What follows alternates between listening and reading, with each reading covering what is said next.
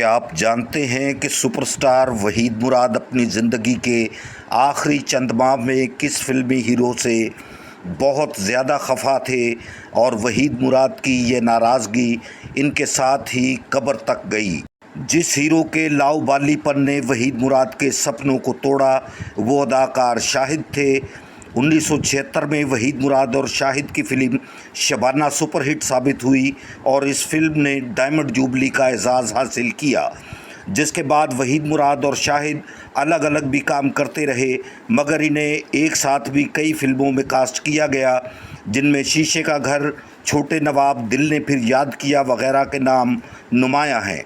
1980 के बाद वहीद मुराद को आर्टिफिशियल डाउनफॉल का शिकार होना पड़ा, तो उन्होंने शाहिद के साथ पार्टनरशिप करते हुए फ़िल्म मुकद्दर शुरू की, मगर शाहिद वहीद मुराद के कहने पर भी इस फ़िल्म को मुकम्मल करने में संजीदा नहीं हुए, जिसकी वजह से ये फ़िल्म लटकती चली गई और कभी मुकम्मल नहीं हो सकी। 1982 में जब मेरी वहीद मुराद के साथ उनकी रहाइशगाह पर पहली मुलाकात हुई तो वहीद मुराद ने शाहिद की लापरवाही का जिक्र करते हुए बताया था कि फ़िल्म मुकद्दर सिर्फ शाहिद के वक्त ना देने की वजह से मुकम्मल नहीं हो पा रही, जिसका मुझे बहुत दुख और अफसोस है।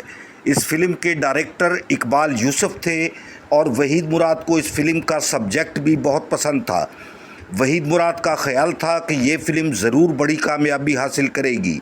आपको याद होगा कि कुछ अर्सा पहले अदाकार शाहिद ने अपने बेटे को एक निजी टीवी चैनल पर इंटरव्यू देते हुए इसी फिल्म का जिक्र करते हुए गलत बयानी भी की थी कि इस फिल्म पर सिर्फ इनका सरमाया लगा हुआ था।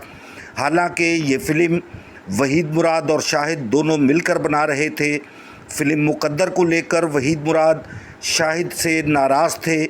एक तो उनकी रकम डूब गई, दूसरा उनके कैरियर को भी नुकसान पहुंचा, जिसके ज़िम्मेदार सिर्फ़ और सिर्फ अदाकार शाहिद थे।